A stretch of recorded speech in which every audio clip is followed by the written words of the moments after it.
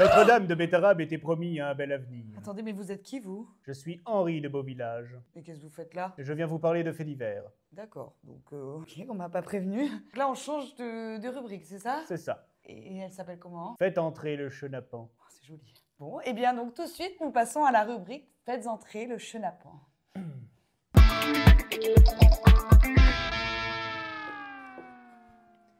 Notre-Dame de Bétarabe était promis un bel avenir. En effet, à sa fondation en 1837 est nommé le tout premier directeur de l'institution, Pierre-Vincent Elisabide. Celui-ci reçoit dans son établissement un enfant du nom de Joseph Anisa. Pierre-Vincent Elisabide, ce petit coquin, rencontre la mère de son élève, Marie Anisa, et tombe amoureux. Oui, commence alors une romance avec cette femme veuve d'un militaire. Et puis, en 1839, Pierre-Vincent ne veut plus de cette petite vie de province. Non. Non. Non. Au calme de la campagne, il préfère le tumulte des villes. Aux paysans un peu rustres, il préfère la petite bourgeoisie distinguée. Alors il part, décidé à faire fortune à Paris.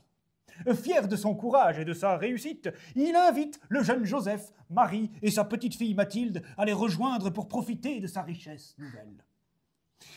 Mais le bonheur est parfois capricieux. Alors que Joseph rejoint Paris en premier, il est retrouvé mort dès le lendemain de son arrivée. Défiguré par des coups de marteau, il est également égorgé. C'est lors de cette période difficile que Pierre-Vincent dira cette maxime restée célèbre: même si le deuil est terrible, ça va. Oui. Ça va.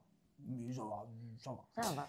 C'est d'ailleurs grâce à ce bel état d'esprit que Marie, Mathilde tiennent le choc face au décès du fils de l'une, du frère de l'autre, et sont requinquées par cet homme si brave et si courageux. Elles partent donc le rejoindre, et pour ce faire passent par Bordeaux, où le prince charmant les rejoint afin de terminer la route avec elles. Mais le destin est parfois dur avec les hommes de Dieu. Marie et sa fille sont retrouvées mortes par un paysan. Oui. Elles sont, elles aussi, méconnaissables par le nombre de coups de marteau reçus à la figure et ont également été égorgées. On découvre un suspect, un peu errant, les habits tachés de sang. Cet homme est rapidement interpellé et avoue tout de suite les crimes de Marie, de Mathilde, ainsi que de Joseph. Les trois. Cet homme, vous l'aurez compris, n'est autre que Pierre-Vincent Elisabide lui-même, le premier directeur de l'établissement Notre-Dame de Bétarabe. Mais merci, mais ça nous renseigne pas sur ce qu'ils jouent. C'est en 1996 que les premières condamnations tombent à Bétarabe. Un élève qui est violemment giflé à plusieurs reprises perd 40% d'audition, puis se retrouve une nuit, sous 0 degré, en petite tenue. Les parents portent plainte, mais le surveillant est soutenu par sa direction et reste en poste, malgré sa condamnation à 5 000 francs pour violence. Puis, en 1998, la France remporte la Coupe du Monde. Mais ce n'est pas là le sujet. En 1998, c'est au tour du directeur de l'établissement en poste entre 1987 et 1993, le père Caricard, d'être visé pour une plainte pour viol sur mineur de 10 ans. Alors qu'il est placé en détention provisoire, ce qui est de coutume pour des affaires similaires. Le père Caricard fait appel et, contre toute attente, est remis en liberté sous contrôle judiciaire. Alors que s'est-il passé? A-t-il reçu de l'aide? Est-ce que Dieu lui-même est intervenu? Toujours est-il qu'à sa libération, il part se cacher à Rome, et, pour ne pas avoir à subir la justice des hommes, se donne la mort en se jetant dans le Tibre un beau jour des années 2000. Mais quel est le rapport avec ce pauvre monsieur Bayrou, me direz-vous? Quel est le rapport avec ce pauvre monsieur Bayrou, me direz-vous? Eh bien, il se trouve que dans les années 90, monsieur Bayrou a un fils scolarisé à Bétarabe. Il se trouve également, par le plus grand des hasards, que sa femme y enseigne le catéchisme. Et il se trouve qu'à cette époque, il est le ministre de l'Éducation nationale.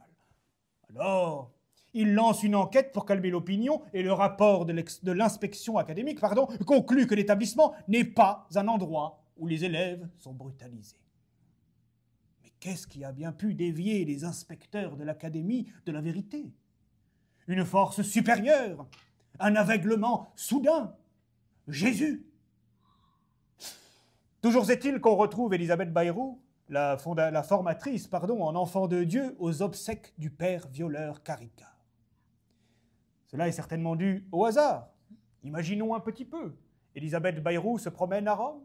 Elle passe devant une église. Devant cette église, il y a les obsèques d'un homme. Elle ne sait pas qui, elle ne sait pas quoi. Les gens sont sympas. Elle suit. Mais certainement pas pour soutenir un père violeur. Personne ne peut le croire. Malgré toutes ces coïncidences troublantes, pour ne pas dire preuves, François Bayrou est toujours le Premier ministre de la France.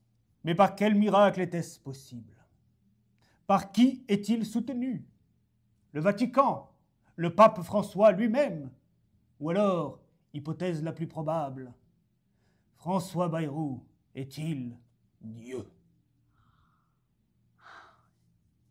Merci. Nous allons maintenant parler de Stanislas. Commence par l'affaire Fomoros, condamné à 7 ans de prison pour tentative de viol sur mineur. Non, ça va. Ah, ben alors l'affaire Seguin pour agression sexuelle qui a lieu dans l'établissement de Stanislas. Non, ça va aller. Ou l'affaire Parent pour pédocriminalité dans ce même collège de Stanislas. Non, franchement, c'est bon. Merci.